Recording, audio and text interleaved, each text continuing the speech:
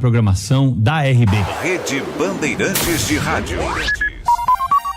O conhecimento que transforma pessoas e a sociedade. Difundir, propagar os fatos e mais do que isso.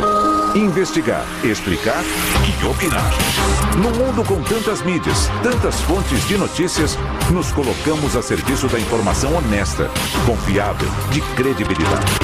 Somos a Rádio Bandeirantes. Priorizamos o que é relevante, valorizamos as diferenças, transmitimos informação e temos opinião. Bandeirantes, Rádio Bandeirantes. Estamos no Instagram. Segue agora, @Rádio Bandeirantes Campinas. Fechada com você, fechada com a verdade. Você está ouvindo Rádio Bandeirantes Campinas, FM faixa estendida 85,7. Rádio Bandeirantes, fechada com você, fechada com a verdade. Manhã Bandeirantes. Oferecimento.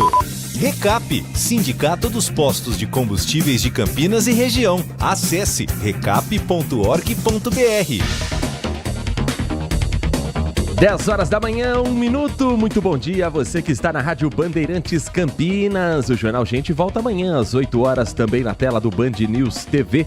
Estamos chegando com o que é notícia na região metropolitana de Campinas, em todo o nosso interior de São Paulo, mas atenção sempre voltada para a informação nacional e internacional nesta quente quinta-feira, 14 de março de 2024. Eu sou o Heitor Fredo, vamos juntos até às 11h30 da manhã com a sua participação também pelo nosso WhatsApp, o 19971021493. WhatsApp liberado a partir de agora para você participar conosco, assim como também a nossa transmissão no YouTube já iniciada no nosso canal do YouTube Rádio Bandeirantes Campinas. Um espaço para você também se inscrever, curtir, compartilhar, receber ao vivo a nossa programação e mandar a sua mensagem com seu comentário, com a sua opinião, com a sua sugestão de pauta para a nossa produção do Grupo Bandeirantes de Comunicação.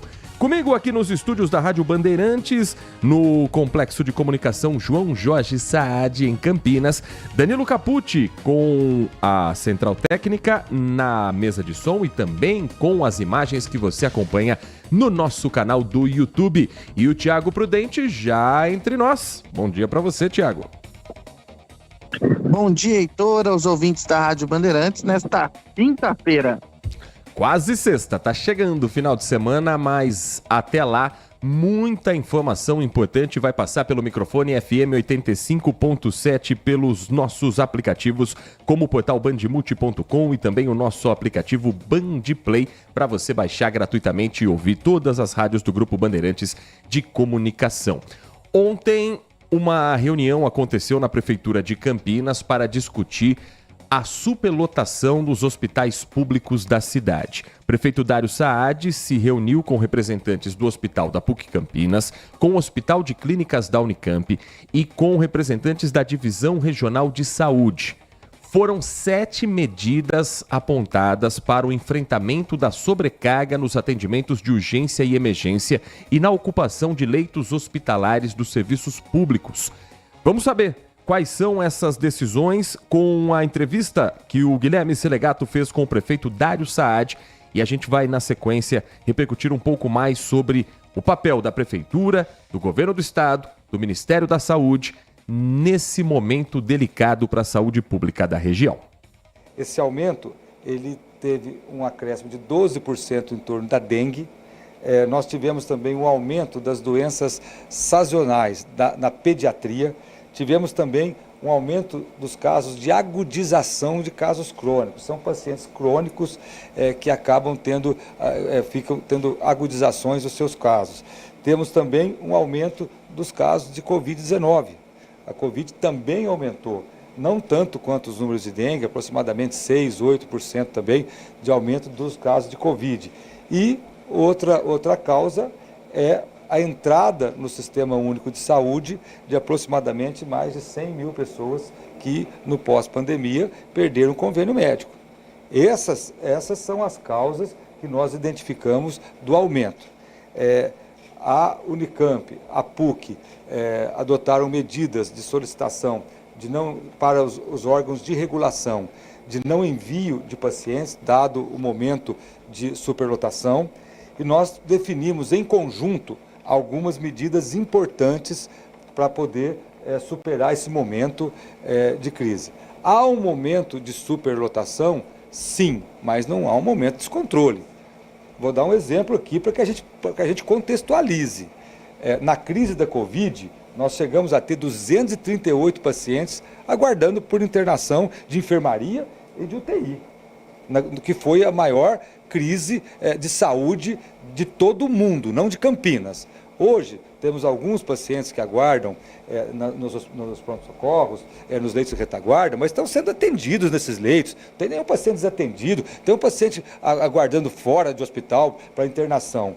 E dentro das ações que nós vamos tomar, uma mais emergencial, ficou combinado com o DRS-7, a Diretoria Regional de Saúde, que o DRS, o Governo do Estado, fará um esforço de transferência dos pacientes de outras cidades para as cidades ou a região que atende esses pacientes. Então, e principalmente de pacientes de baixa complexidade. Nós sabemos que os hospitais, o HC da Unicamp, o Celso Pierro e o Mário Gatti, são pacientes que cada um na sua área de atuação, ele atende a alta complexidade. Mas os pacientes que têm baixa complexidade, média e baixa complexidade, que possam ser transferidos para as regiões que vieram, o governo do estado, através da DRS, vai fazer essa operação de transferência desses pacientes para as cidades ou a região de origem. Tá? Outra coisa importante, eu tenho uma reunião, eu, secretário Lair, tenho uma reunião dia 19, terça-feira, com o secretário Eleusis Paiva, secretário de Saúde. Nós vamos levar algumas propostas também, além dessa da transferência, que é uma proposta mais imediata, nós vamos solicitar a ampliação, a criação de mais leitos de baixa e média complexidade nas cidades da região. É importante que as cidades da região de Campinas, principalmente, consigam abrir leitos. Nós não queremos que as cidades de tamanho médio tenham leitos de alta complexidade, como tem a Unicamp, como tem o Mário Gatti e como tem a PUC. Mas é importante você ter a ampliação de leitos para pacientes de baixa e média complexidade. Outra questão, criar uma regulação, uma gestão das vagas regional. Hoje você tem o sistema CROSS, que é o sistema de regulação estadual, mas o sistema CROSS basicamente regula a urgência. Ele define os casos de urgência no estado e vai indicando para os hospitais. A ideia é que se faça uma regulação regional com participação da Unicamp junto com a DRS e distribua esses pacientes, não só as urgências, como é o caso da CROSS hoje. Então, vamos levar para o secretário Eleusis, de criação da CROSS regional, que na verdade não é CROSS regional, é uma regulação regional do DRS com a participação da Unicamp, que é um órgão também do governo do estado. Nós vamos tratar também da ampliação das vagas de hemodiálise na terça-feira. Mas o que isso tem com a superlotação? Tem pacientes que estão em leitos hospitalares porque depende de estar no leito para fazer hemodiálise. E nós estamos trabalhando muito aqui para viabilizar, mas é importante o governo do estado ampliar as vagas de hemodiálise. Há uma proposta da Unicamp, da criação do terceiro turno, aí o doutor Elane pode explicar depois, do terceiro turno de hemodiálise no HC da Unicamp. Isso será colocado na terça-feira com o secretário Eleusis. E nós também, assim, para finalizar minha fala aqui, depois estou à disposição, nós vamos solicitar também a adoção da tabela SUS paulista para os hospitais públicos de Campinas. A tabela SUS paulista é um complemento que o governo do estado faz para a tabela SUS, que é uma iniciativa importante, mas os hospitais públicos, e cito Campinas, a Rede Mário Gatti e o HC da Unicamp ficaram de fora. Nós entendemos que a adoção da tabela SUS, a tabela SUS paulista nos hospitais públicos, HC, Mário Gatti, Mário Gatinho e Ouro Verde, é fundamental para ampliação de ofertas. E tem uma coisa muito importante que nós vamos tratar lá com o secretário. Vocês conhecem o que é SAD? SAD é o Serviço de Atendimento Domiciliar. Campinas tem 800 pacientes que são atendidos pelo SAD, pelo Serviço de Atendimento Domiciliar. E só Campinas tem, as cidades da região não têm o SAD. Então nós vamos solicitar que, através do secretário Eleusis, que a DRS comece a credenciar e a implantar serviço de atendimento domiciliar nas cidades da região. Por quê? Porque hoje, dentro dos pacientes que estão no pronto-socorro da Unicamp, no pronto-socorro do Mário Gatti, e em muitos leitos, são pacientes que têm uma complexidade baixa, mas que não têm condição de ter alta e precisam de acompanhamento domiciliar. Isso é fundamental. Campinas tem 800 pacientes em atendimento domiciliar. Esse modelo de Campinas, que é regulamentado pelo SUS, o modelo de Campinas, inclusive, recebe verba do SUS, ele é financiado parcialmente pelo SUS, ele tem que ser adotado também na região. Isso vai tirar pacientes de baixa complexidade dos pronto-socorros e também de leitos hospitalares. Então é uma ação importante. Nós entendemos que essas medidas, principalmente as iniciais que nós falamos, as transferências para as regiões, essas outras que eu coloquei, têm condição de amenizar aí essa crise. Esse é o prefeito Dário Saad, resumindo as 7 medidas para o enfrentamento da sobrecarga no atendimento de urgência e emergência na ocupação de leitos hospitalares no Serviço Público de Saúde de Campinas, depois desse encontro com representantes do Hospital PUC Campinas, do Hospital de Clínicas da Unicamp e da Divisão Regional de Saúde. Então, resumindo, medidas a curto prazo. A transferência de pacientes de baixa e média complexidade que não sejam moradores de Campinas para os hospitais da cidade onde eles vivem. Medidas de médio prazo. A implantação de novos leitos nos hospitais públicos de Campinas e a intenção de fazer com que um serviço como o serviço de atendimento domiciliar que acontece na cidade se replique nos municípios vizinhos. E a longo prazo, talvez, a adoção da tabela do SUS paulista, que é uma verba a mais para completar os custos para a saúde pública da cidade. Repare, Tiago Prudente, que nenhuma das medidas passa necessariamente por Campinas. Então o diálogo tem que ser feito com o secretário de Saúde, Eleusis Paiva, que vai acontecer na próxima terça-feira. Acredito que seja a única data possível para o secretário atender, porque poderia ter sido antecipado, poderia ter sido realizada antes, terça-feira, dá essa sensação de que, nossa, parece tão longe. Mas chegar pelo menos com as propostas já é um sinal de que o diálogo pode fluir mais tranquilamente. Não sei se com todas essas decisões, mas essa de urgência de fazer a transferência para outros municípios, acredito que essa tem que começar o quanto antes. Mas vai depender se cada cidade vai ter condição também de acolher esse paciente que não pode ficar desamparado, porque o SUS é o Sistema Único de Saúde para todo o país. A gente pode discutir se é correto o Campinas absorver tantos pacientes da região, mas que esse paciente tem direito a ser atendido em Campinas, ele tem, Tiago. Sabe qual que é a minha sensação, Heitor? De que o governo do estado abandonou a região de Campinas. Nós estamos abandonados.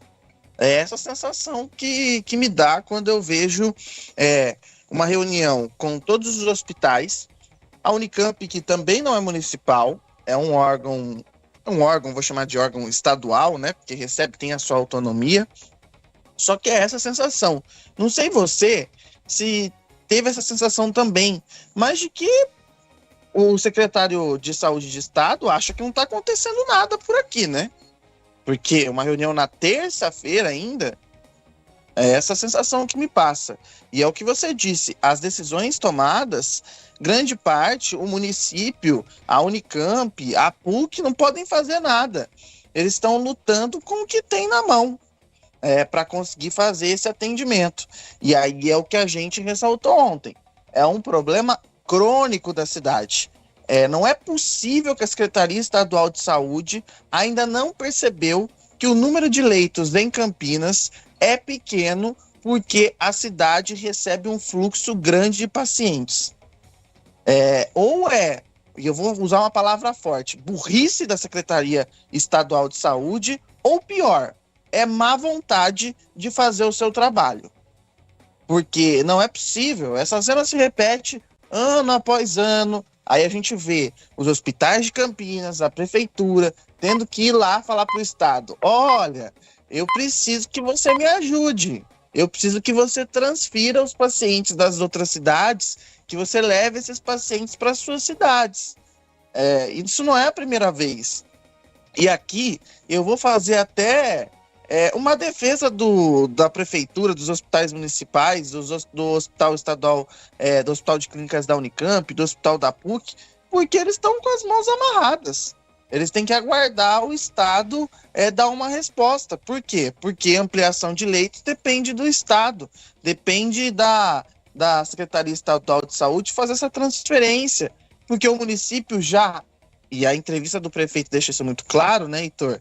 O município já recebe uma tabela SUS menor, os hospitais municipais e a rede estadual já recebe uma tabela SUS menor. Então, para aumentar a capacidade, é muito mais difícil.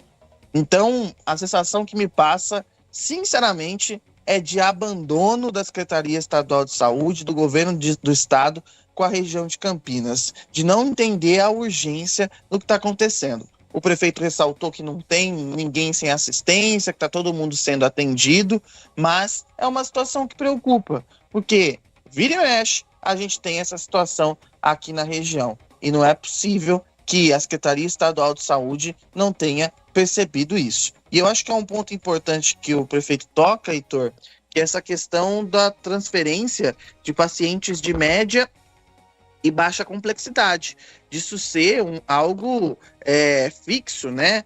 Porque hoje é só transferido urgência, e aí o hospital vai absorvendo urgência, e aí uma hora ele fica sem leito. Então acho que esse é um ponto importante para se estabelecer, para resolver esse problema a curto e médio prazo, para evitar outras situações, mas a longo prazo não tem jeito. Tem que se ampliar o número de leitos em Campinas e pensar, a cidade não recebe só pacientes de Campinas e da região metropolitana, recebe pacientes de muitas outras cidades. Eu me atrevo a dizer que um raio de pelo menos aí 6, 7 milhões de habitantes. É muita coisa para o número de leitos que Campinas tem, e aí os hospitais municipais e os hospitais estaduais ficam superlotados. Não tem jeito, não tem conta, a conta não fecha, e como você disse, o SUS é porta aberta, chegou, os hospitais vão atender. Agora, é importante deixar claro, o prefeito Dário Saad também falou sobre isso, e as autoridades todas estão dizendo, há um aumento nos casos de Covid-19, há um aumento significativo nos casos de suspeita e confirmação de dengue, mas esse é um período sazonal com doenças respiratórias, com uma série de problemas de saúde que aparecem geralmente nessa fase, fim do verão, começo do outono, mas o fanatismo que a gente vem vivendo nos últimos anos, que a gente vem vendo, acaba também chegando nesse momento. Então, são várias as notícias desencontradas ou imprecisas que estão sendo espalhadas de que a superlotação do HC da Unicamp, as imagens que ontem nós trouxemos também na nossa programação, dentro do Brasil Urgente, dentro do Acontece, do Band Cidade, são por conta de pacientes com Covid, que a imprensa está omitindo as informações, porque agora mudou o governo. Aqueles pacientes que estão no corredor da Unicamp, eles não são pacientes de Covid-19. São pacientes com outros atendimentos, com outras necessidades. Continua o protocolo de isolamento para pacientes com Covid-19, mas parece que há uma torcida para que volte uma nova onda e algumas fake news de que nós estamos numa nova onda de Covid-19. Não é isso. O que não significa que a Covid-19 não seja um problema. A Prefeitura de Jundiaí confirmou ontem 8 mortes por Covid-19 em 2024. Somente nos 2 primeiros meses do ano, a cidade registrou mais de 600 casos da doença. Jundiaí ainda é uma cidade que tem um complexo hospitalar capaz de atender o município, então é menor o número de pacientes que venham buscar atendimento em Campinas.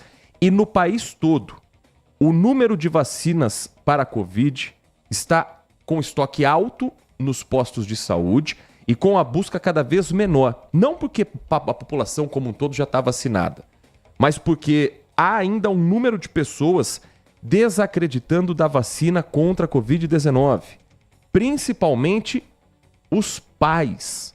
O Ramon Ferraz vai trazer uma reportagem. Preste atenção na estatística que ele vai contar pra gente a partir de agora. Nada de correr risco. Daniel já está completamente vacinado contra a Covid. A gente precisa ser a favor da ciência, a gente precisa acreditar no que os estudiosos falam, né? E cuidar das nossas crianças através das vacinas. Sua mãe é bem cuidadosa, né? Minha mãe cuida bastante de mim. Exemplos como Daniel são minoria.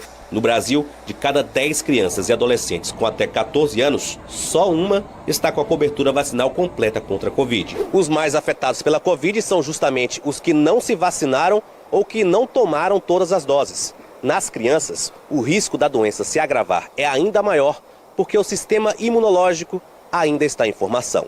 De janeiro a fevereiro de 2022, foram quase 330 mortes de crianças e adolescentes. No mesmo período de 2023, já com as doses liberadas para esse público, caiu para 50.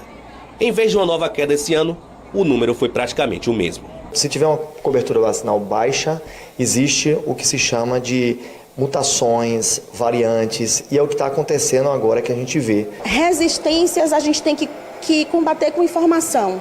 Informação confiável, informação certa, porque depois a informação ela está passando pelo WhatsApp, mas quem convive com a criança doente são os pais. Quem convive depois com a culpa de perder um filho são os pais. Se nós estamos num momento difícil, com superlotação, quando é possível evitar a ida a um hospital, faça isso. E a vacinação é justamente para proteger contra casos mais graves de Covid que exijam eventualmente a internação.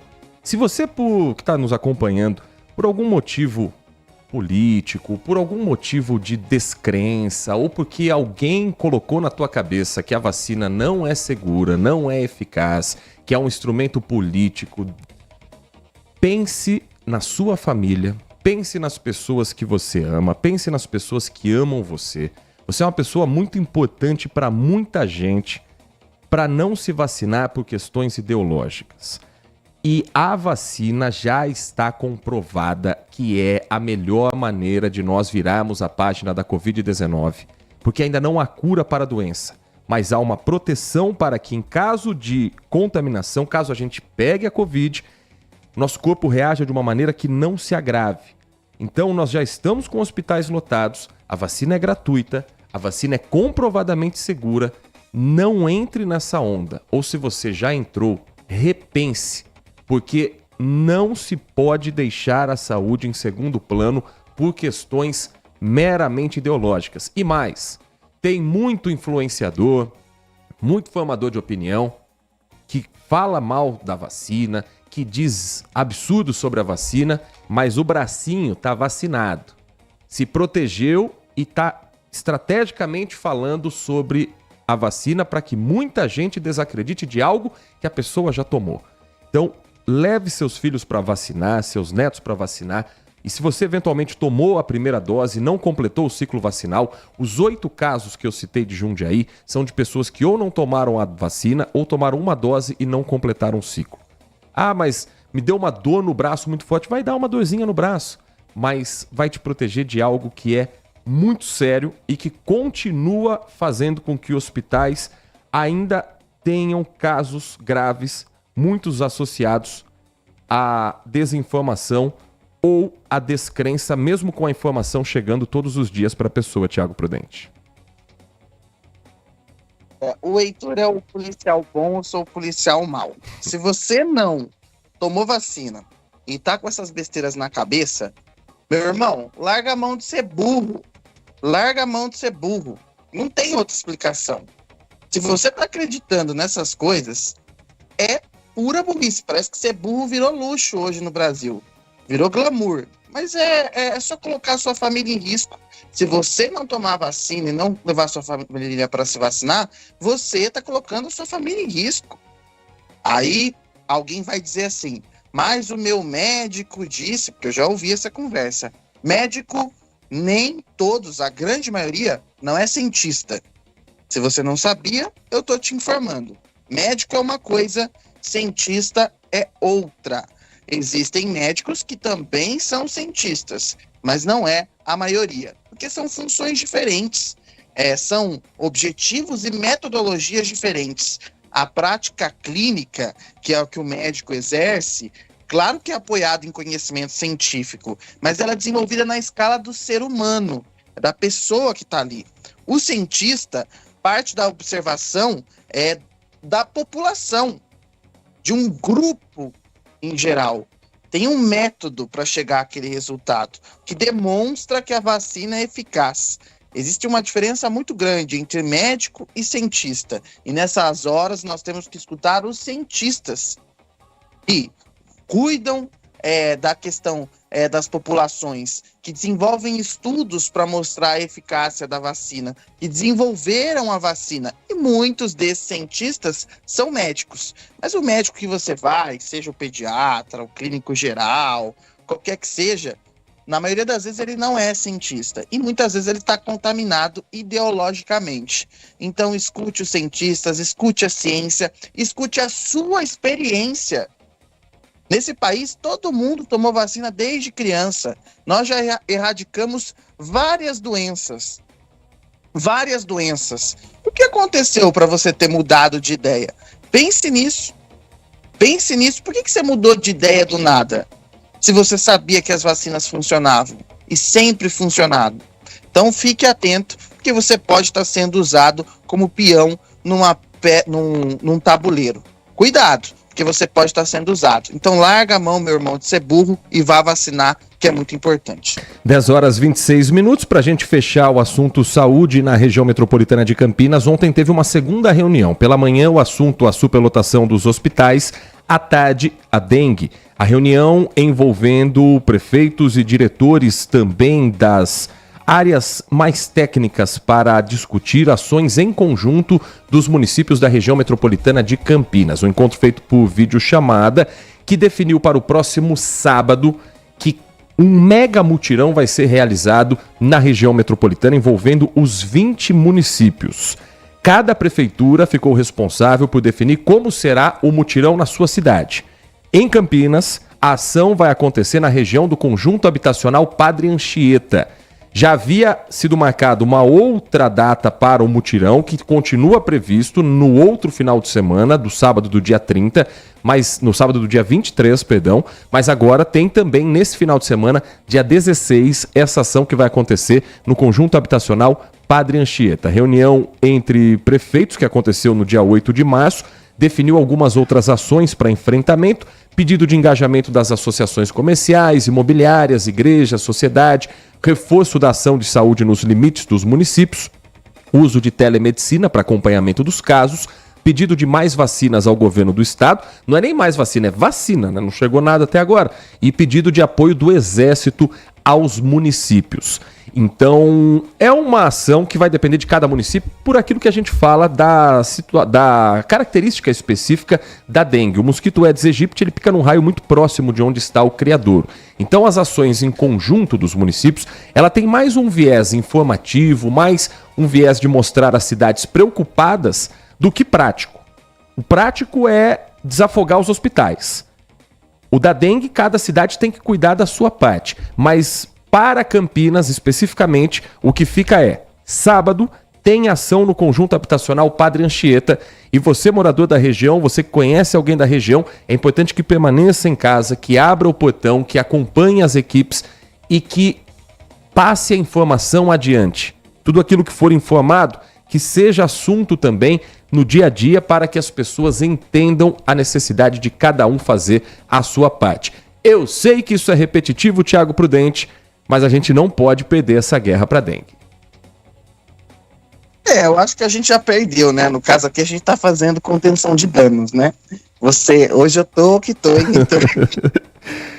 Tá quase um duelo de boxe, mas é interessante. E na verdade a gente tá falando a mesma coisa, mas com tons um pouco mais diferentes. Eu tô sendo aquele cara meio centrão, e você já tá sendo aquele cara mais radical, Thiago Prudente. Eu tô. Sabe quando você fica esgotado com os assuntos? Poucas ideias.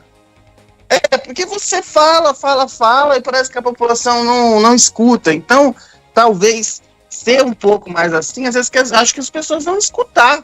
E eu tô falando da linguagem que as pessoas falam na rua. E acho que é a maneira que a gente tem aqui de conversar com a população. Todo mundo sabe que quando eu faço meus comentários, eu tento ser o mais simples possível e conversar como a gente conversa. Porque às vezes também, não sei se você tem essa sensação, eu escuto alguns comentários de alguns colegas, eu falo, Jesus, o que ele falou mesmo? Parece letra de médico, sabe assim, que você não consegue entender. E é complicado, né? A gente precisa falar a linguagem da população. Eu acho que nós dois exercemos isso. Aqui hoje eu tô de policial mal, né? Gostou da analogia? Policial bom, policial mal, que fala que vai fazer um interrogatório? A gente vê muito isso em filme, né? O primeiro chega na sala, tá tudo bem com o senhor quer uma água, olha, a gente vai fazer, o senhor tem direito a isso. E aí depois ele sai e entra o segundo chutando cadeira, batendo na mesa, estilo Batman. Mas o mais importante é a informação chegar, né, Thiago Prudente? Porque o momento que a gente vive de desinformação exige que esse diálogo seja feito e alguns reforços também, algumas informações sejam reforçadas. Porque a gente ouve autoridades, a gente não está falando que a gente inventa, a gente está falando baseado no que as pessoas que estudaram a vida inteira sobre essas doenças estão divulgando. E às vezes a concorrência vem do meu tio que acha que sabe mais do assunto do que um cientista que estudou a vida inteira desse assunto. Exatamente, eu acho que isso é muito sintomático e é muito perigoso. E na dengue agora, vou pegar o exemplo da dengue, Heitor. Há quanto tempo a gente fala da dengue? Desde que eu nasci criança, eu vejo o pessoal falando sobre prevenção da dengue. Aí, esse ano, você percebeu que começaram a surgir algumas fake news, algumas mentiras sobre a dengue? E eu fico pensando, como é que as pessoas caem nessas histórias, sendo que a gente fala da dengue 40, 50 anos, sei lá quanto tempo se fala da dengue, mas menos de 20 anos, sem dúvida, não é. Então, e as pessoas caem. Então a gente tem que reforçar o óbvio aqui. É preciso atenção. Você, quando receber alguma coisa no seu WhatsApp, verifique a fonte. Verifique se é um veículo de credibilidade, verifique quem é que escreveu aquilo, de onde ele retirou aquilo, porque é complicado. E também verifique se há informação, porque às vezes a informação é real, mas está distorcida. Verifique os dados, olhe vários veículos de imprensa para você verificar se aquilo é real. Então acho que esse é um ponto importante. Pode parecer... Alguém vai falar, mas ele está fazendo propaganda para os próprios veículos de imprensa. Não, eu estou falando de jornalismo profissional. Tem muita gente aí que fala que é jornalista e não é, entendeu? Não é jornalista, não aprendeu qualquer técnica jornalística. E aí as pessoas... Vou contar a experiência aqui para você, Heitor. Às vezes as pessoas... Estou num Uber, num táxi, aí sempre vem aquela pergunta, né? Eu acho muito engraçado isso. E como é que vocês definem como é que vai pro ar as coisas? Aí eu falo, o senhor tá imaginando que tem uma reunião que a gente decide quem é que vai, de quem que a gente vai falar mal, que os veículos combinam, é isso que o senhor tá me perguntando? Ele falou, é porque me dá essa sensação. Eu falo pra ele, meu senhor, não tem nada disso. É que existe uma técnica jornalística, e aí os veículos fazem a cobertura, os repórteres fazem a cobertura. Ninguém fica combinando quem é que vai atacar, quem é que não vai atacar. Existe uma técnica jornalística, são profissionais. Ou se pergunta, mas vocês não recebem dinheiro para falar bem ou mal? Eu falo, meu senhor, eu sou CLT, eu nunca recebi um tostão, eu faço o meu trabalho. A empresa tem seus contratos de publicidade, mas isso é distante do jornalismo, a gente não está lá com contratos de publicidade. Então acho que quem está nos ouvindo tem que entender isso, porque é desgastante, né, Heitor? Mas faz parte também a gente abrir a caixa preta, porque eu acho que por muitos anos, jornalistas se colocaram, não todos, obviamente, mas o jornalismo às vezes se colocou com aquela do quarto poder, que todo mundo chamava de quarto poder, e muito jornalista achava realmente que tinha esse poder na mão. O nosso poder não é nenhum, o poder nosso é trabalhar, é comunicar, é fazer esse diálogo com a população o mais próximo possível, sem se colocar ali num andar superior, num degrau acima. Com linguagem simples, com uma maneira que todo mundo compreenda, o que às vezes é difícil dentro da nossa profissão. Então, já que estamos fazendo esse momento ombudsman, esse é um ponto que eu acho que eu entendo quando as pessoas olham assim, jornalista meio nariz empinado, porque Eu conheci vários, ainda conheço vários, mas o que a gente precisa é ter essa proximidade com quem está com a gente, porque somos pessoas como vocês, temos as mesmas preocupações, usamos os mesmos espaços públicos e queremos também as mesmas melhorias que vocês que estão nos acompanhando. 10 horas e 35 minutos. Tá aliado, né? Nós estamos inspirados hoje, hein, Thiago Prudente? Que coisa bonita hoje. O pessoal acordou bem nessa quinta-feira, você tá entendendo? E já que estamos falando dos nossos ouvintes, daqui a pouco a gente traz a participação pelo nosso WhatsApp, o 19 97102 1493, 97102 1493. Nós vamos para um rápido intervalo e na volta, ontem a Câmara de Campinas aprovou em definitivo a autorização de um empréstimo de 150 milhões de reais para obras em Campinas. Que obras são essas? Tem previsão para começar? Ainda não. Teve discussão na Câmara. A gente vai falar sobre esses assuntos na sequência do nosso Manhã Bandeirantes. Manhã Bandeirantes. Consumidor, muitas vezes, a qualidade do combustível que você coloca no tanque do seu veículo pode ser tão diferente quanto o preço que você paga por ele. Por isso, procure abastecer em postos de sua confiança e exija sempre o cupom fiscal. É seu direito e a sua garantia. Recap, Sindicato dos Postos de Combustíveis de Campinas e Região. Acesse recap.org.br. Agora, notícias da hora com as notícias locais, nacionais e internacionais direto da redação da Rádio Bandeirantes.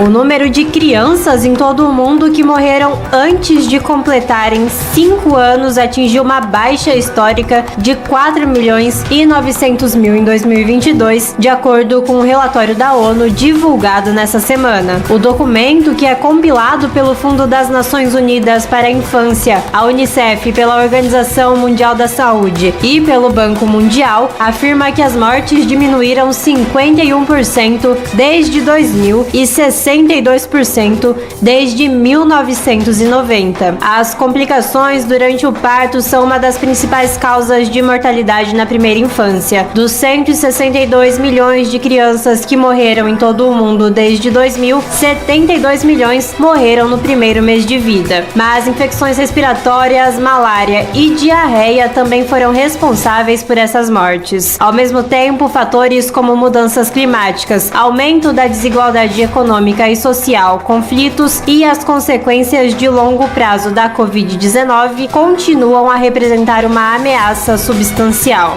De Campinas, Amanda Florentino. Você ouviu Notícias da Hora, aqui na Rádio Bandeirantes. LG Mota Imóveis. A imobiliária campeã em vendas apresenta LG Mota Meg Store, o shopping de imóveis de Campinas e região.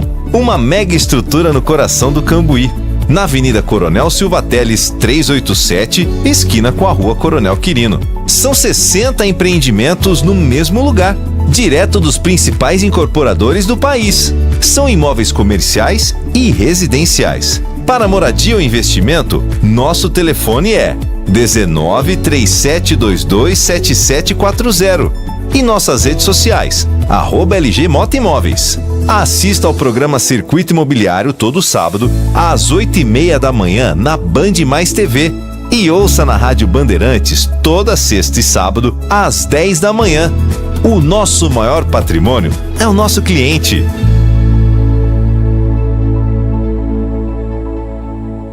Manhã Bandeirantes.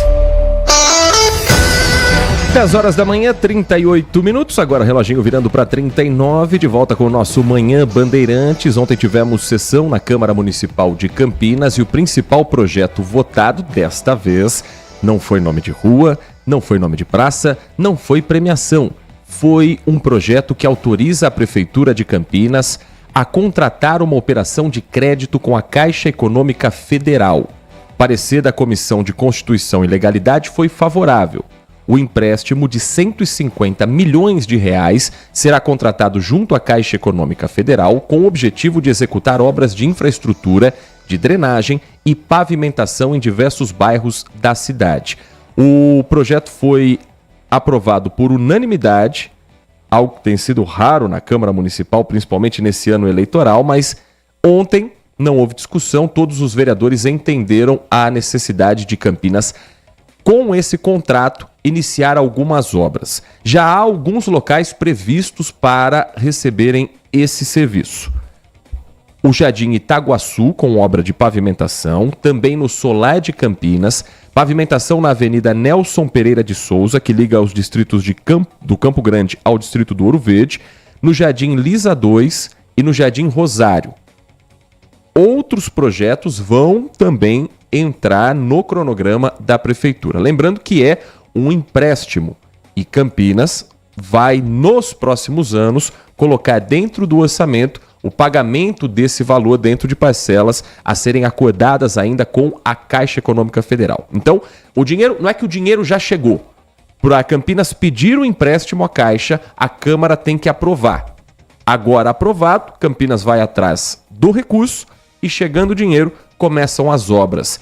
Não acho que seja algo tão rápido a ser feito, mas os moradores desse bairro já estão esperando há muito tempo esses serviços serem realizados e agora pelo menos tem essa luz no fim do túnel, essa luz no fim da caixa para conseguir esses recursos todos, Thiago Prudente. Olha só, hein? Trocadilho, hein?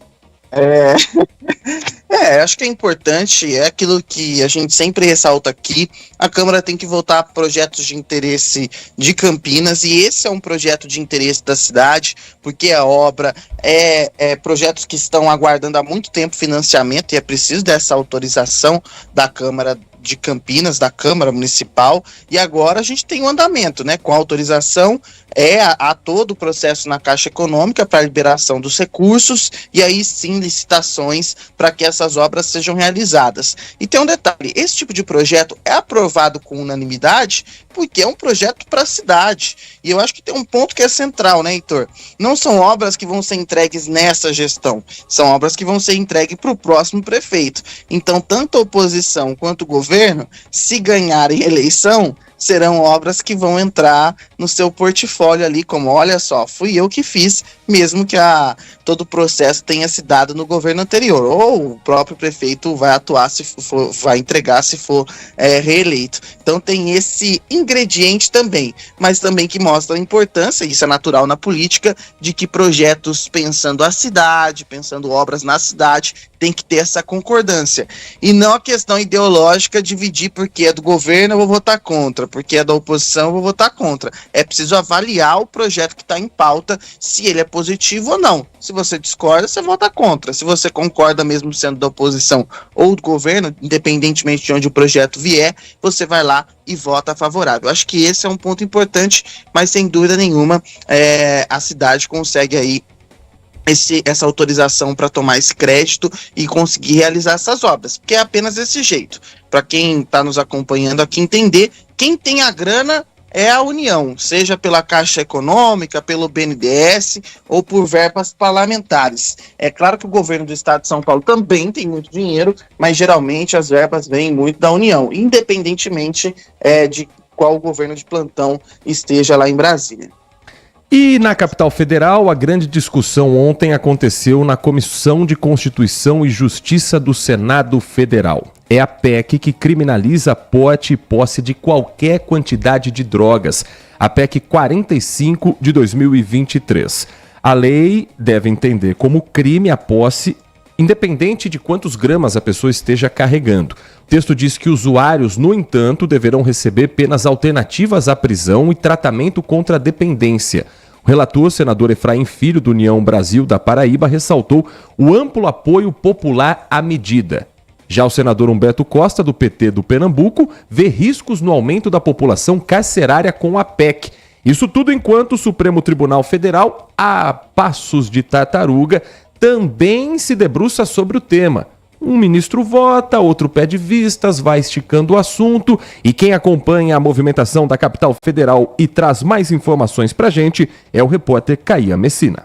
Pela lei atual, é crime comprar, guardar e transportar drogas para consumo pessoal, mas não há pena de prisão. Cabem advertência, prestação de serviços à comunidade e medidas socioeducativas. O texto aprovado na CCJ do Senado inclui na Constituição que a posse e o porte de drogas ilícitas de qualquer tipo, em qualquer quantidade, são crimes. A droga, você não vai encontrar ela em mercado, você não vai encontrar ela em farmácia, só existe o tráfico para poder adquirir. Portanto, descriminalizar é fortalecer o tráfico. O tráfico é quem financia o crime organizado. Foi aprovada também uma emenda que diferencia o usuário de traficante. De acordo com as circunstâncias de cada caso, o judiciário vai poder condenar quem consome drogas apenas alternativas ou tratamento contra a dependência. O líder do PT no Senado afirmou que a legislação terá pouco efeito prático. Essa alteração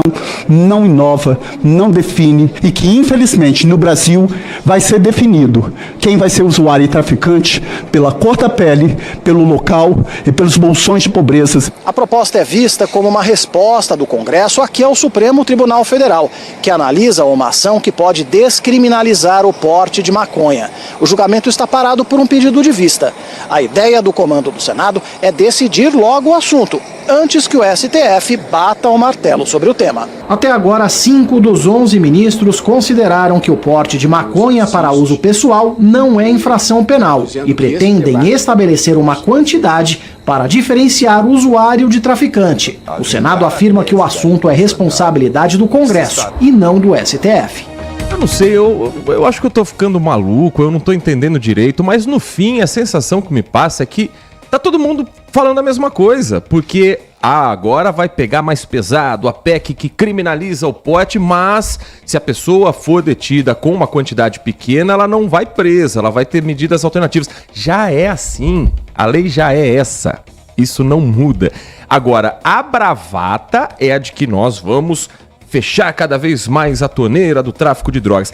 Sabe por que não fecha?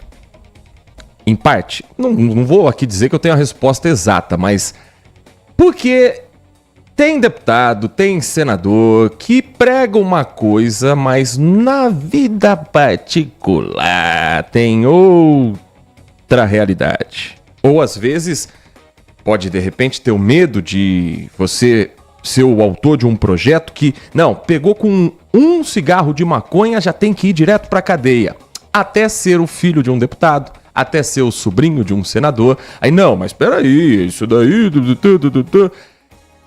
Dois pesos e duas medidas em projetos que caminham no Congresso e caminham no STF, mas que no fim eles parecem ir para o mesmo lugar, só que com tons diferentes de como o assunto chega para suas bases políticas na Câmara e no Senado, Thiago Prudente. E aí cabe à população entender o que está acontecendo. E o que é entender o que está acontecendo? Essa PEC do Senado é puro populismo. Não tem nada de prático, não vai resolver nada. E até conversei com o senador, e aí eu falei, tudo bem, senador, vai criminalizar tudo, manter como tá, mas vai diferenciar o usuário de traficante. E a quantidade para diferenciar? Aí ele falou, mas isso aí o Supremo define. Aí eu pensei assim, perguntei para ele, mas por que o Supremo? Vocês não estão dizendo que o Supremo está legislando um assunto que é de vocês? Aí ele falou, mas essa aí é uma questão da justiça, não é nossa. O Senado, a Câmara dos Deputados reclama que o STF legisla, mas quando eles têm que tomar decisões que aí são importantes, né, Heitor? Eles caem fora. Eles querem fazer propaganda, fazer populismo político. E por que eu digo que é populismo? Vamos lá. Tirem da cabeça de vocês que o que está sendo votado no STF é legalizar. Não é isso que está sendo votado no STF. Porque legalizar significa definir regras como condições e restrições para um determinado tipo de conduta. Por exemplo, o consumo de bebida alcoólica é legalizado. Prevê cobrança de imposto e uma série de questões. Proibição de venda para menores de idade. O grafite, por exemplo, foi descriminalizado, que é outra coisa. Deixou de ser crime em 2011, mas não tem uma legislação para isso. Ele deixou de ser crime. O que o STF está fazendo são duas votações. tem uma votação para descriminalizar. O que é isso? Eu vou parar de imputar crime para quem é pego como usuário de maconha. Detalhe, é só maconha, tá, gente? Nesse momento, a maioria é para maconha. Usuário de maconha. Então, o que significa isso? Ao descriminalizar, eu não vou aplicar nenhum tipo de pena. Mesmo que sejam aplicadas penas alternativas, como o projeto do Congresso prevê, que mantém a criminalização, qual que é a diferença? Se eu manter a criminalização, se eu for pego como usuário, vai estar lá na minha ficha, Heitor, que eu fui pego portando drogas usuário. E aí pode ser um adolescente de 18 anos, um jovem de 18 anos, alguém com 50 anos, não importa, porque é crime. Vai estar na ficha e você vai pegar as penas alternativas. Se eu descriminalizo, eu não tenho isso na ficha, porque não é crime. É como, vou pegar aqui o jogo do bicho, por exemplo. Mas você pode aplicar ali penas alternativas. Essa é a diferença prática. Então tem esse ponto que é importante. O segundo ponto é que o STF está julgando a quantidade. Como é que eu defino que é traficante ou é usuário? Por que essa definição está sendo votada? Porque a lei de drogas, que foi criada pelo próprio Congresso Nacional, não fez essa separação. Diz que a autoridade policial tem que definir se é usuário ou se é traficante. Mas, como a lei não definiu a quantidade, o que aconteceu? Se percebeu que a maioria das pessoas identificadas como traficantes, isso assim, 70%, 80%, eram pessoas negras, pobres e que vivem nas periferias das cidades, nos bolsões de pobreza. Se o mesmo branco fosse pego com a mesma quantidade que uma pessoa preta na periferia, o preto era enquadrado como traficante e o branco no bairro nobre como usuário. Mas que regra é essa, gente? Que isonomia é essa? O que demonstra claramente um racismo estrutural na nossa sociedade. Ah, você vai dizer que não tem? Pelo amor de Deus, né, gente? Contra fatos não tem o que argumentar aqui. Então, ao fazer a modulação de quantidade, o que o STF está tentando fazer é criar uma regra para que esse tipo de questão não seja mais levado em conta. O local que eu tô, onde eu estou, isso não pode acontecer. Mas tem um detalhe.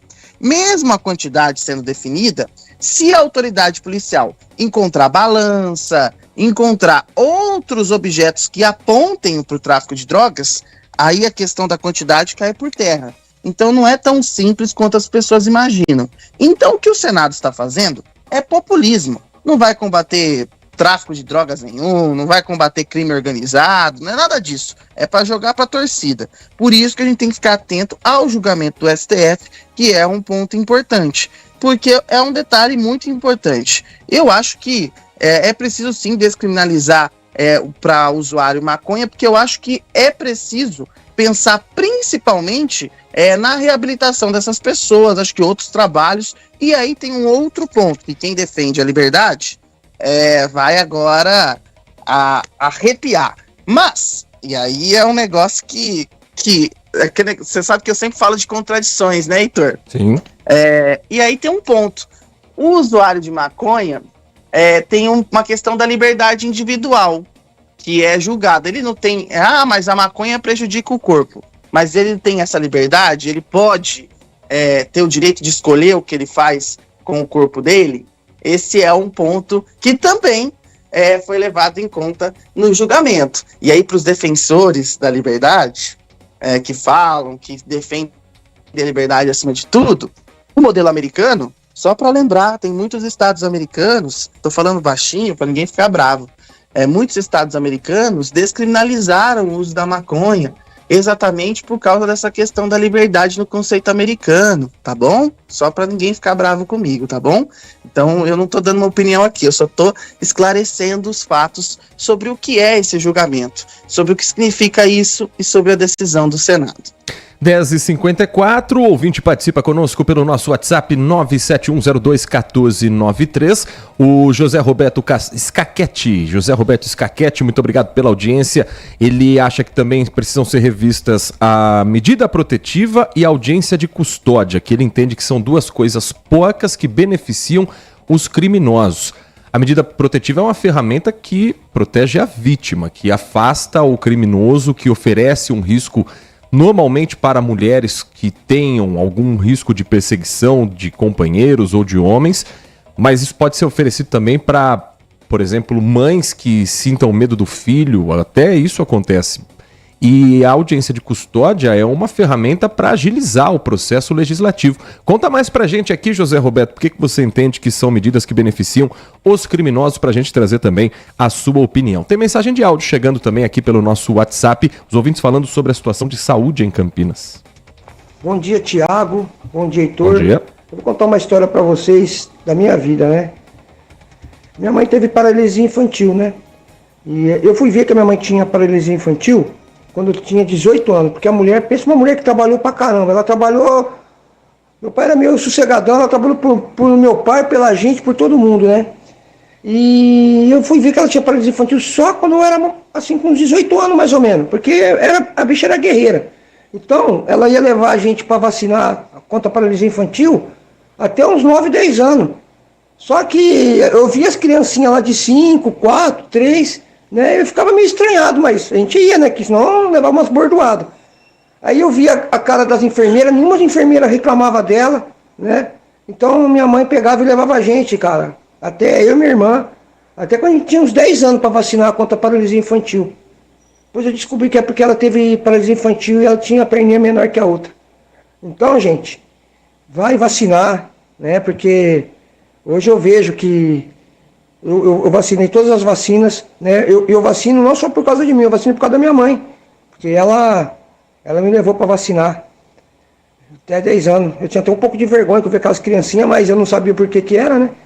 Então ela me levou a vacinar contra a poliomielite até 10 anos de idade. E ninguém reclamou lá, as enfermeiras não reclamou, eu acho que porque via a perninha dela menor, coisa que eu fui ver só quando eu tinha 18 anos, né? Eu queria saber qual que é a validade da vacina da Covid, porque eu tomei acho as 4, 5 doses, sei lá. E eu gostaria de saber agora se eu tenho que tomar mais alguma, porque tá desse jeito aí, né? Um abraço para vocês e é isso, a mãe verdadeira, de coração, ela vai levar o filho para vacinar. Ela não vai ficar com historinha não, né? Ou ela vai ficar com uma dor muito grande no coração, coisa que a minha mãe não vai ficar nunca, porque ela levou a gente para vacinar. E olha, se fosse por ela, ela levava a gente para tomar até a dose da Covid também, né? Alexandro Centro, um abraço para todos. Muito obrigado, Alexandro. Olha, se você já completou o ciclo de vacinação com as 2 doses, agora são as doses de reforço, então sempre vem as informações sobre quem já está autorizado. Na fase adulta, depois da 5ª dose, agora tem que aguardar pelas prioridades, né, que são oferecidas para quem tem comorbidade, uma nova dose de reforço.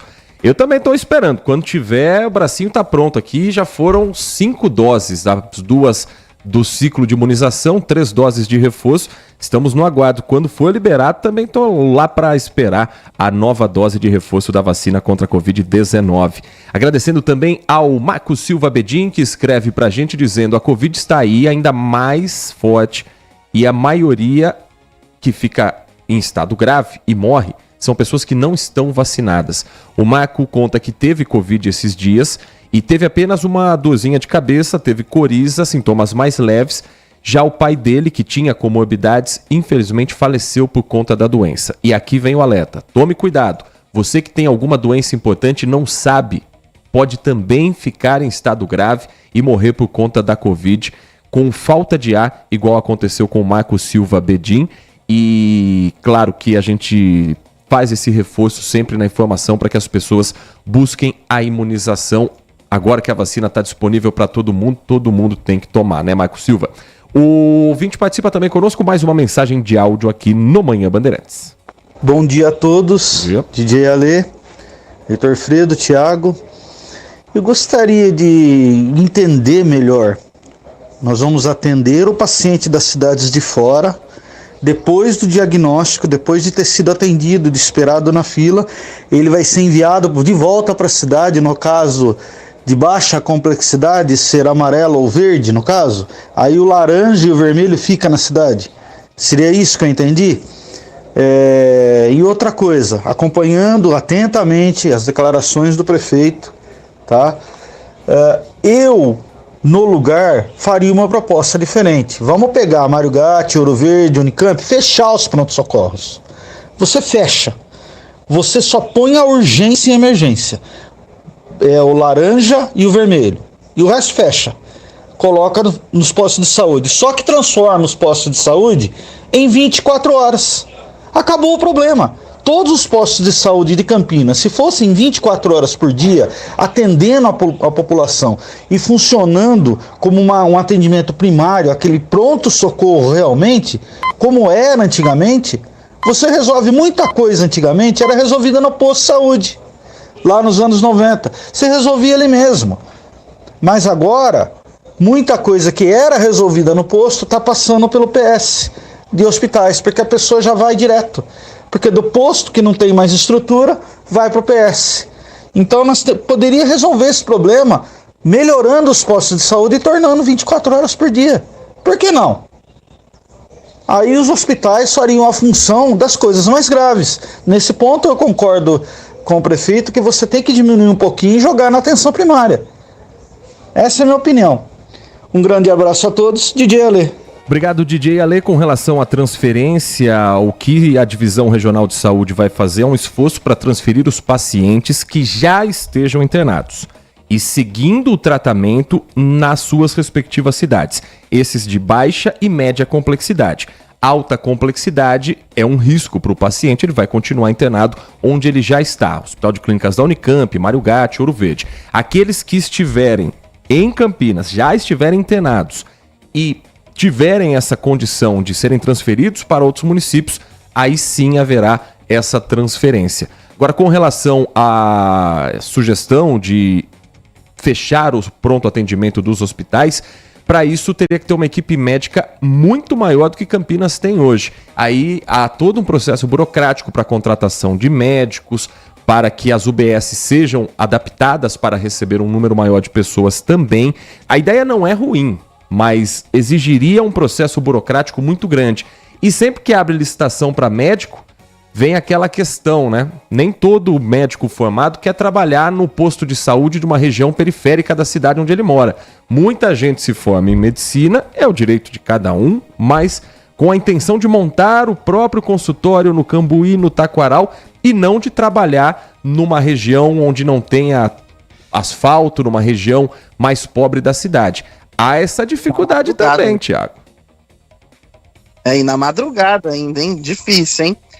Basicamente, o sistema é montado para que as UBS, as Unidades Básicas de Saúde, façam um atendimento primário, mas de cuidado, de prevenção, consulta, vacinação, é o acompanhamento do dia a dia. Esse atendimento primário deveria ser realizado pelas UPAs, mas as UPAs não dão conta de fazer esse atendimento primário, esses casos mais leves. As UPAs fariam esse atendimento, que aí cumpririam essa função que o DJ Ale falou. E aí os hospitais, casos de média e alta complexidade. O problema é que a população muitas vezes também não procura a UPA, né, Heitor? A população também às vezes procura o atendimento de pronto-socorro para um caso que não é pronto-socorro. Tem esse detalhe que a gente precisa pontuar aqui também. E isso é importante. Ir até o pronto-socorro é para algum momento realmente que você necessita. Senão você tem que buscar o atendimento primário, seja o posto de saúde, seja a UPA, e esse é o atendimento primário. Então também é uma questão de educação da população sobre o atendimento. Também cobra o poder público, que também não faz essa educação, né? Não faz a divulgação de como funciona. Mas a ideia do DGL não é ruim, eu só acho que é difícil colocar em prática, porque teria que contratar aí muitas equipes médicas, e eu acho que aí se torna inviável, porque falta médico. Não tem médico no mercado para atender, porque muitos médicos não querem fazer atendimento na rede pública e muitos médicos não querem ir, como o Heitor pontuou, para regiões periféricas da cidade. Essa é uma realidade, uma dificuldade que não só Campinas enfrenta, e ó, que a gente está falando de um grande centro urbano, mas você pode perguntar para qualquer prefeito de qualquer cidade do Brasil, ele vai falar, eu tenho dificuldade para encontrar médico. Mais uma última mensagem antes da gente seguir com o nosso giro de informação. Se temos um prefeito que é médico e a saúde está um caos, imagine se não fosse médico, hein? Se bem que é de direita, né? De direita não vai melhorar nunca. Eles querem pago, não quer o SUS. Eles preferem um pago do que o SUS, né? Tanto que queriam privatizar o SUS. Tandy Negrão. Que ao fundo houve também a tela da Band acompanhando o Jogo Aberto. Reconheci pela trilha que começou o programa da Renata Pan. Daqui a pouquinho tem o Batista, em meio-dia, nos Donos da Bola. Muito obrigado, Tandy Negrão. Uma última mensagem aqui. O Sérgio fala a respeito do sequestro do ônibus no Rio de Janeiro. Diz que está na torcida para que o homem que foi baleado saia o quanto antes do hospital. A última informação é de que ele continua internado, o estado é considerado grave pelos 2 tiros que ele recebeu na região do tórax, do peito, num caso que ganhou uma repercussão não só no Brasil, no mundo todo, e que não à toa fez com que o Rio de Janeiro virasse o centro das atenções nessa cena triste e tensa que aconteceu na capital fluminense, né, Thiago? Exatamente. Eu acho que esse episódio, Heitor, demonstra um pouco daquilo que eu fico batendo na tecla aqui, sobre a falência do nosso sistema penitenciário, do nosso sistema de justiça, do nosso sistema policial. Por que eu digo isso? Por que esse é um exemplo? Porque o sequestrador foi preso, ele fazia roubos à mão armada, principalmente roubo de celular em ônibus ali no Rio de Janeiro. Em 2019, ele foi preso e condenado a 8 anos de prisão. Ele ficou na cadeia 2019, 2020, 21, 22, um terço da pena. Ele progrediu de regime. Réu primário, seguindo o que está ali na legislação, ele progrediu de regime, depois foi para casa cumprir prisão domiciliar com a tornozeleira eletrônica. Ainda em 2022, ele começou a apresentar sinais de problemas na tornozeleira. A central de tornozeleira eletrônica começou a mandar avisos para o TJ do Rio, Tribunal de Justiça, Vara de Execuções Penais. Olha, o fulano tá com problema na tornozeleira. Deu um alerta, deu outro alerta, foram 6 alertas. Até que em novembro de 2022 falou, a gente perdeu a tornozeleira, não sabemos onde ele está. E o TJ responde em dezembro, dizendo, então, pedindo mais informações, pedindo para que o preso se apresente e tal, porque ele é considerado, entre aspas, não é exatamente isso, foragido quando a tornozeleira é desativada. Ele não apareceu. Em março de 2023, o Ministério Público pediu o retorno para o regresso do regime semiaberto, porque a tornozeleira foi desativada. Isso ninguém sabia onde o preso estava, hein? Desde 2022, ninguém sabia onde o sequestrador estava. Aí, Heitor, adivinha só quanto tempo essa decisão, esse pedido do Ministério Público ficou na gaveta? Você tem ideia de quanto tempo isso ficou na gaveta do Judiciário, Heitor? Não foi algo rápido, né? Uma semaninha, 2. 1 ano! O Judiciário só foi decidir no dia do sequestro. E eles viram que era o sequestrador. Aí eles foram decidir, eu concordo com o Ministério Público, regresse ao regime semiaberto. Aí me levanta alguns pontos aqui. E aí, nesse ponto, a polícia está enxugando gelo, porque a polícia teve que fazer o seu trabalho novamente para prender o sequestrador. O que acontece? Provavelmente, e aqui, provavelmente não, certeza, o sistema penitenciário, que era para recuperar esse preso, quando ele foi preso por roubo à mão armada com celular, não fez o seu papel. Não fez o trabalho de recuperação do preso. Ele voltou para a sociedade, desobedeceu medidas cautelares e aí praticou um outro crime. Outro ponto principal, além de não recuperar, provavelmente o presídio funcionou, como eu sempre falo aqui, como faculdade do crime organizado. Porque ele estava fugindo depois de ter brigado com um traficante no Morro da Rocinha e estar ligado a uma facção criminosa, que no primeiro apontamento do primeiro crime não tinha ligação nenhuma com facção criminosa. Então o que a cadeia funcionou? Como faculdade do crime, o que é uma falência do nosso sistema prisional, que está na mão dos governos de estado, que eu sempre aponto aqui. Segundo, que a gente tem que apontar falha do judiciário. Os juízes estavam dormindo, porque não é possível uma demora como essa para fazer um julgamento ou para tomar medidas quando a tornozeleira eletrônica falhou. Então a gente tem uma série de falhas nesse ponto. Então a gente tem que pensar o seguinte: adianta prender e jogar na cadeia? Não adianta. Se a gente não recuperar o nosso sistema prisional e ele funcionar como um sistema realmente que recupera o preso, a gente não vai conseguir combater facção criminosa. A gente não vai conseguir dar um passo à frente. A gente vai continuar enxugando gelo. E a polícia prende, o cara fica na cadeia, ele sai, tá ligado a uma facção criminosa, a polícia vai lá e prende de novo. E aí é um problema. Está a semente do extermínio. É aí que nasce a semente do extermínio. Sabe por quê?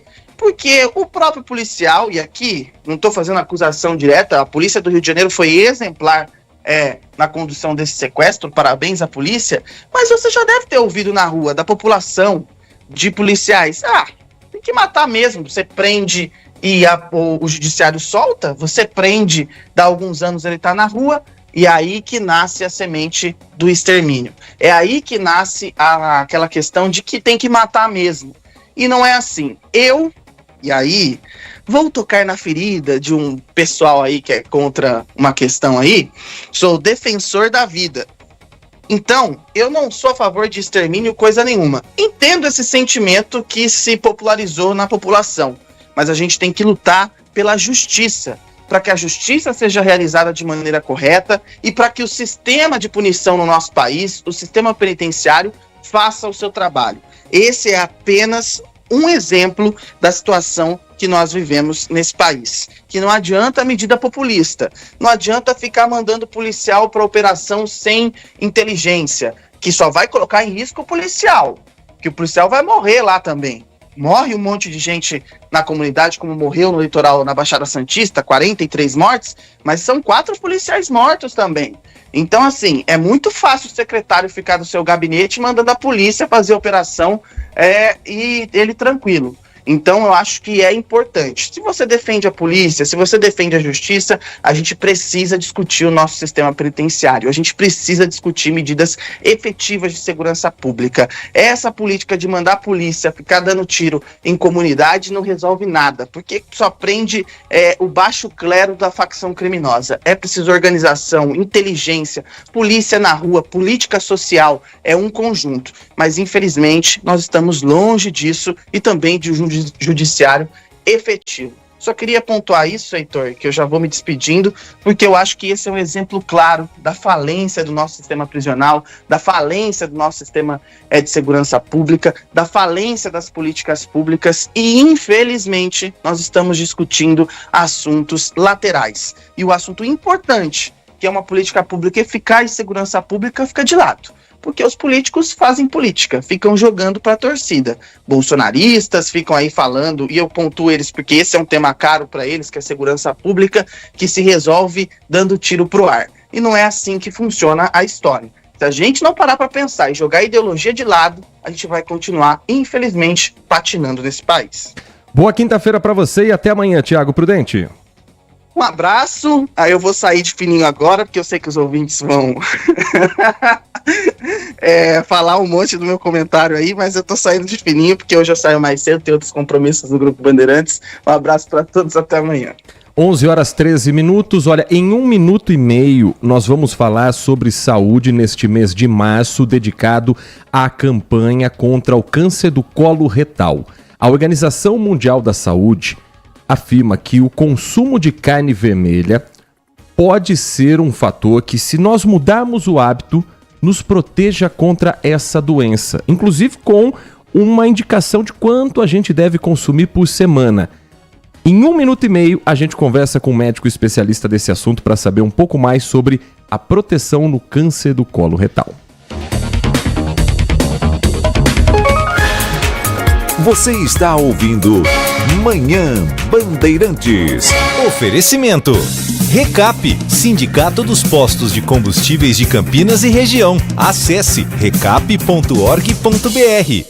Rádio Bandeirantes, FM 85,7. O melhor do futebol com a melhor equipe esportiva do interior. Líder de audiência. Rádio eleita para o hall de notáveis da ACESP. Narração com emoção. Comentários com credibilidade. Um show de reportagens. E toda a vibração da torcida.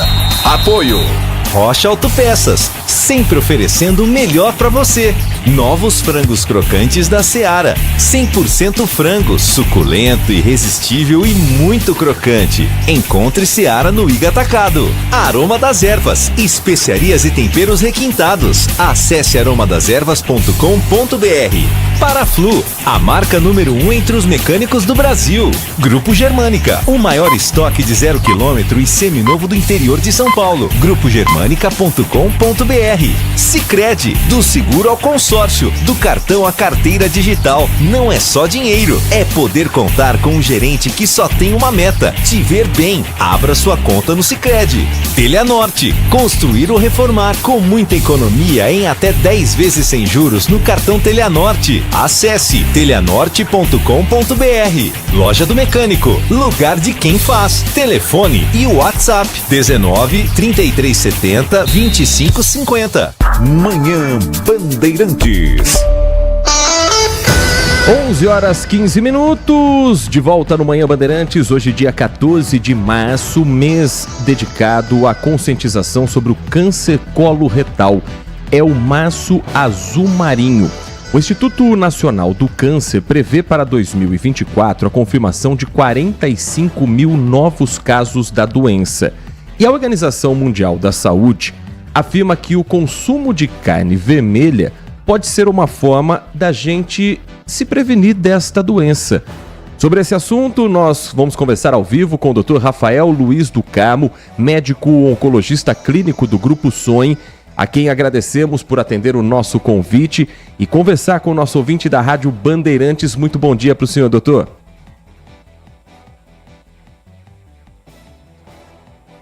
Onze horas 16 minutos. Acredito que o áudio do Dr. Rafael Luiz não esteja aberto. A gente vai refazer aqui o contato desse assunto que está associado.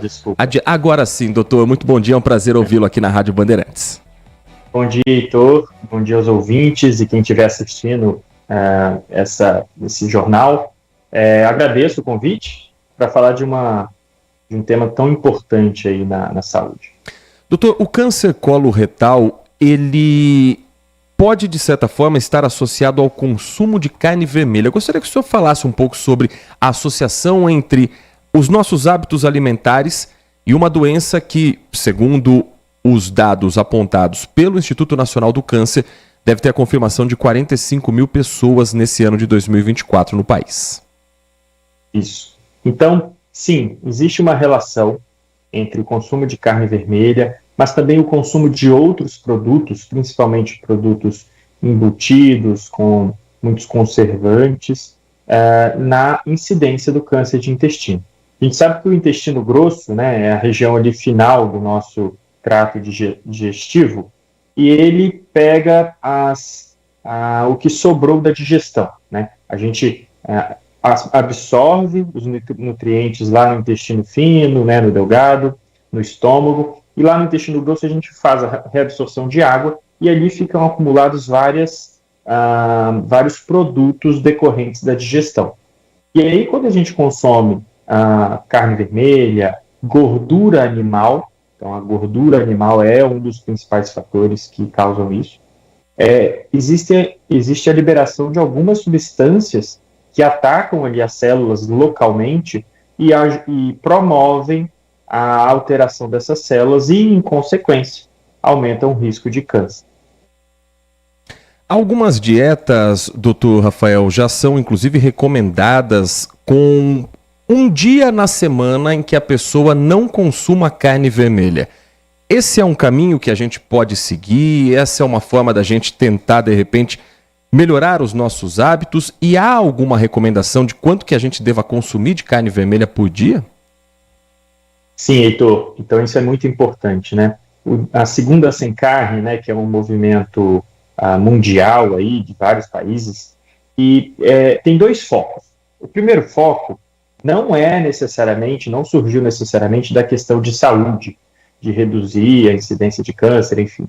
A Segunda Sem Carne veio de uma iniciativa dos veganos, vegetarianos, para reduzir o impacto ambiental do ser humano no aquecimento global, que a gente sabe que a carne vermelha, né, a criação de gado, é uma das principais causas do aquecimento global. Mas, né, na esteira dessa ideia, a gente também tem que lembrar que essa Segunda Sem Carne também traz benefícios na redução do consumo total na semana de carne vermelha e, consequentemente, na redução do risco de câncer.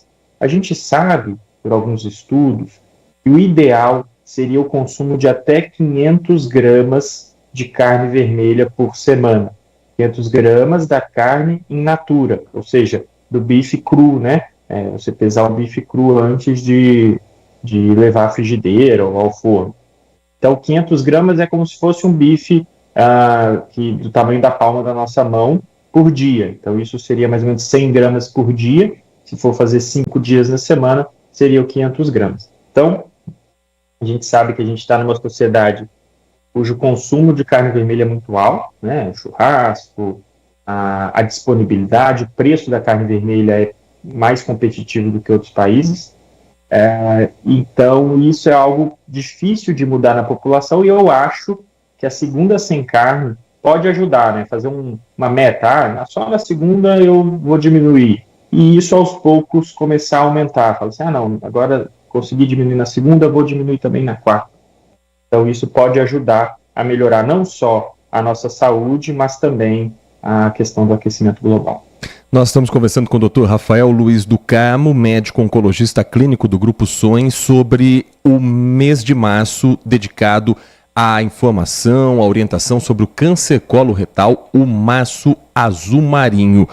Doutor Rafael, quais são os primeiros sintomas que normalmente uma pessoa que tenha o câncer coloretal começa a perceber, até para a gente também ficar atento à nossa rotina? E assim que esses primeiros sintomas aparecerem, qual é a orientação?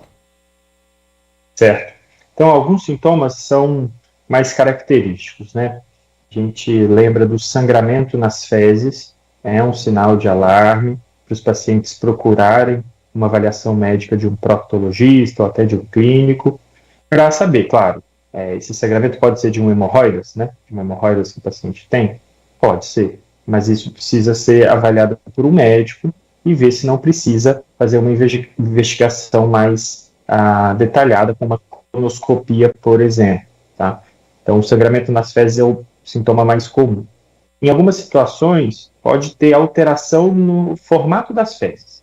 Então, dependendo de onde o tumor está, principalmente quando o tumor está mais no final ali do intestino, as fezes podem vir mais finas ou com um formato diferente do habitual, ou mesmo o paciente começar a ter redução da frequência de evacuação daquela normal que ele tem. Então, em vez de evacuar todo dia, a cada 2 dias, o paciente passa a evacuar a cada 4 dias, umas fezes com um formato alterado. Então, isso são alguns sinais para procurar ajuda médica.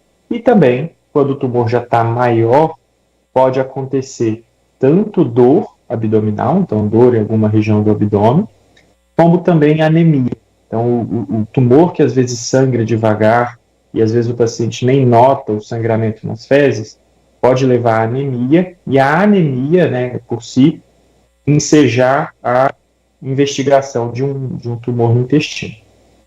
Recentemente, alguns cantores famosos em todo o país, a cantora Preta Gil, a cantora Simone, elas foram diagnosticadas com a doença.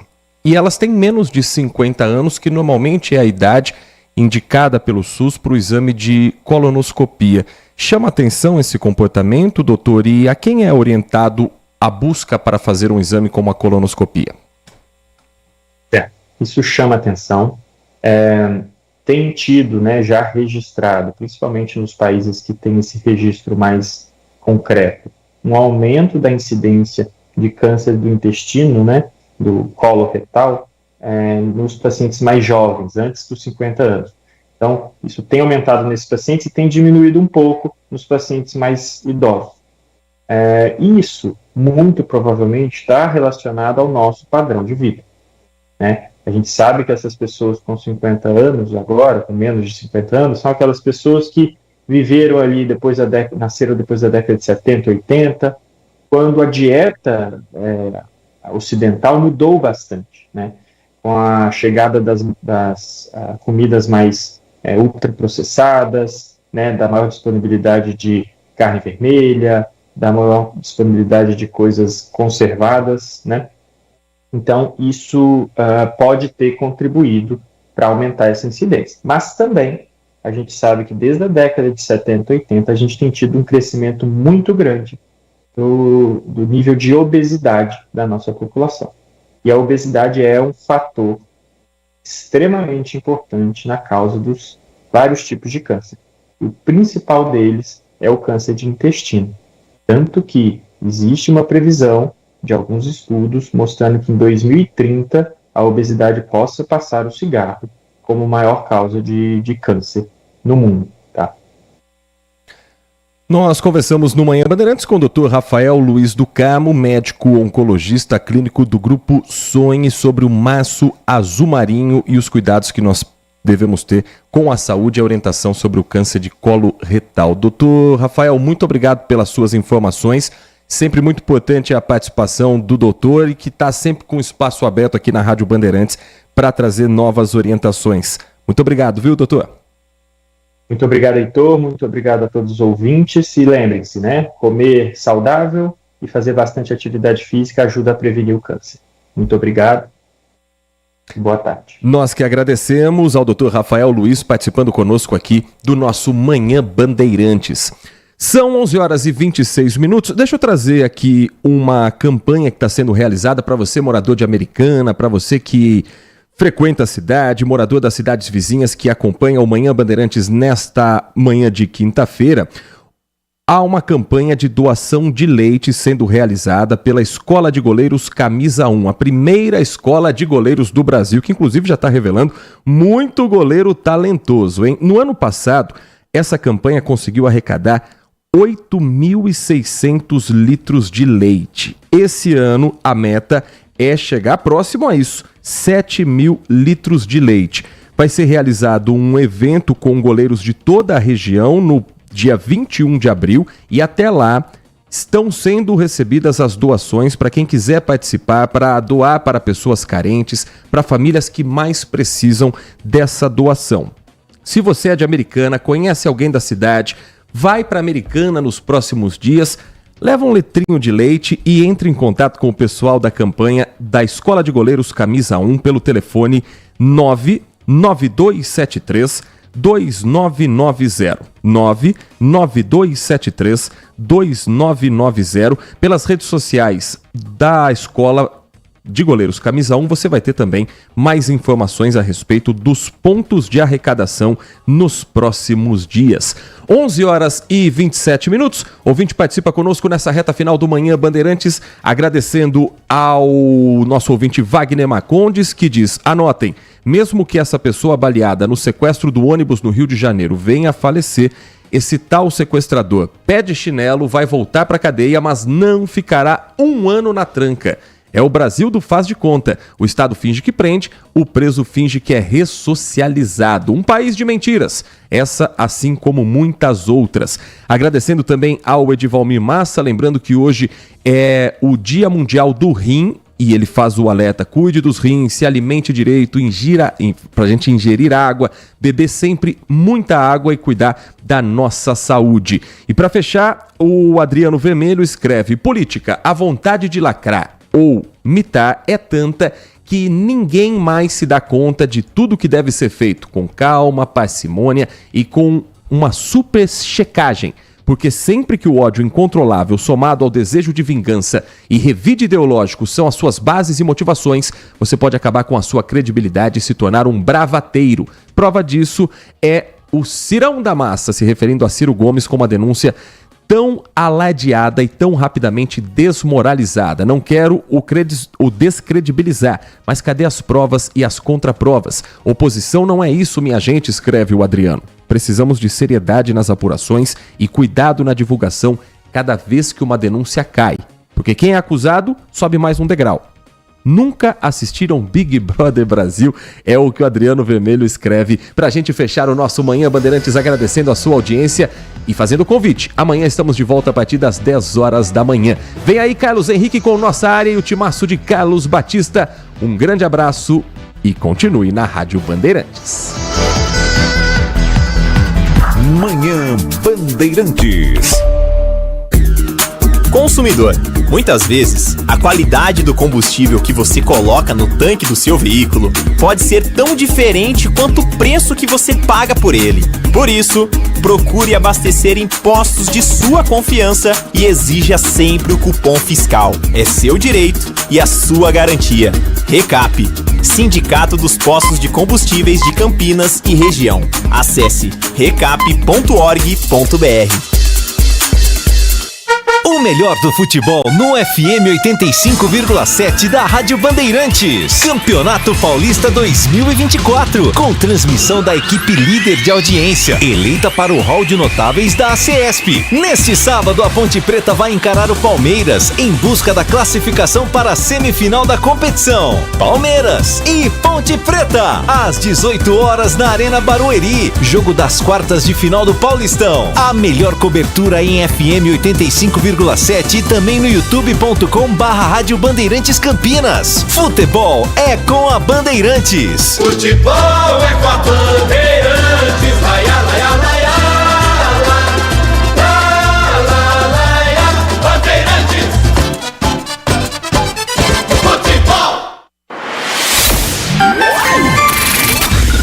Manhã Bandeirantes. Oferecimento.